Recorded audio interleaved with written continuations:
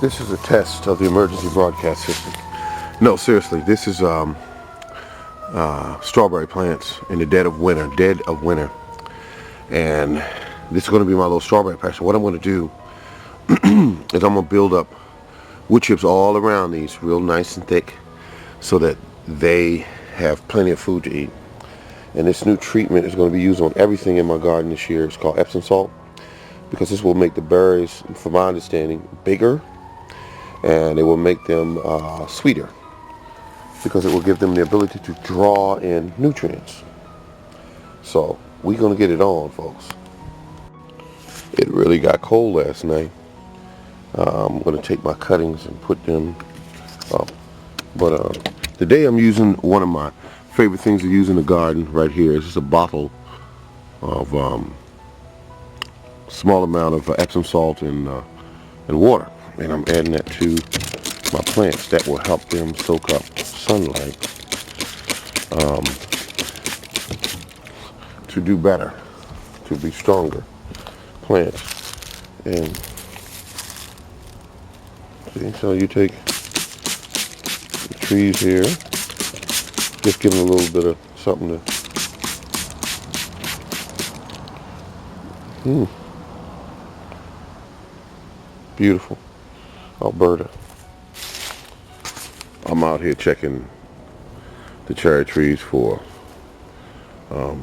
insect eggs and that sort of thing.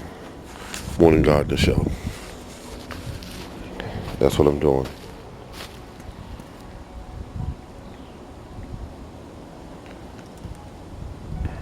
It looks pretty good. Really good. And this little straight line I got right here, as I said, this is going to be the new trend for a lot of gardeners on YouTube once they see these videos. Grapevines grown on a single stake. And see how tall the stake is there, about 6.5 feet. And then the plant is cut off at 4 feet. This is going to be the main stem coming out of the ground. It's going to get thick and beefy as it gets older. But that will be the main stem right here. And they will grow up, and I will tie them as they grow up. And then as the grapes are produced and the year ends, I will cut them right back down to this just 4 feet. And it will build up a really strong, straight vine stem here. And this is one that was caught late, as I said earlier. And I just cut it off at 4 feet like here where it was cut off. And it's going to produce its vines from there. And further down, some will still try to come out, but you just gently take them off and only let it come through the top. And then you tie it off as it grows up. And then that's going to be your growth for that year, and it's going to produce your grapes. This one here, done the same way. It's just that I have to get a pole for it. That's all. I just have that one there as a temporary. You could do the same. And this here, I think it's about a year old, and it really got big in a year and really thick. But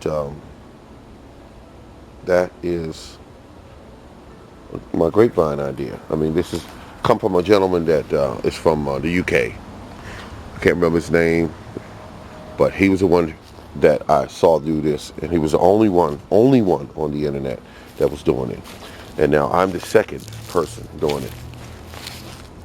Look at that. See how they're growing in a line? That's grapevines, because I'm gonna have my own grape vineyard, because I like grapes and grapes like me. Move all these wood chips, which I'm almost nearing the completion of it, but I got quite a bit more to do. Gotta get this corn over here real good, because you're gonna regret it when spring comes and the summer comes and the weeds start coming through. And over there are my same mustard greens. Let me show you what took place over the weekend. It was a smaller plant, much smaller. Once I put the wood chips around it, look how big it got. And it wasn't like that at first. I'll show you pictures of it when it was smaller maybe. Look at these big leaves on this mustard green in the dead of winter.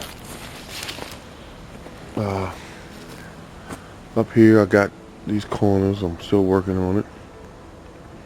The real dark stuff there is what I just put down. I'm gonna keep working. And my onions and garlic.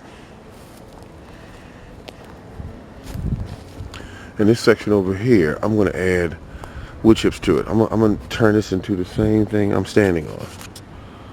I used leaves last year. This year I'm gonna use wood chips. Now the soil here is only about 4 inches deep. I'll still be able to grow certain crops that don't grow really deep roots. I think there's like a cement underneath of it for some reason. But all my trees are looking great. But one thing I learned about the wood chips is that they won't drop the leaves hardly when you got the wood chips underneath them. This did. The cherry tree there, this cherry tree here, and the one further over.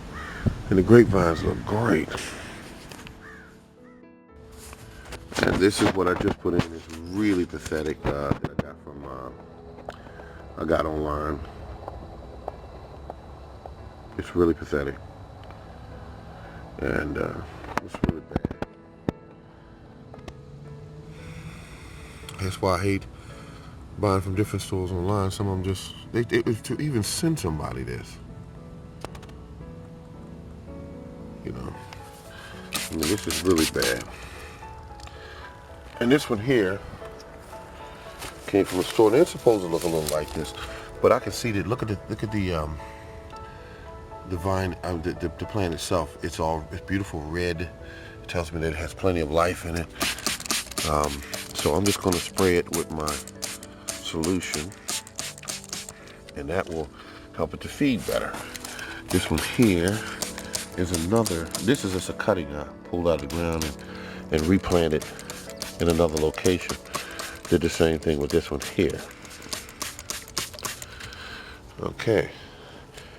And we met this one before, which is the original raspberry. And it's just spreading out, and I just love it. Okay. Over here we have a really sickly looking apple plant, which is I think I'm gonna spray a little bit of this on it to see will it help it any. Here's another one that struggles to grow. This will only help the plant with photosynthesis and also supply some nutrients. Epsom salt and water. And this is half a teaspoon in water, and it really does the job.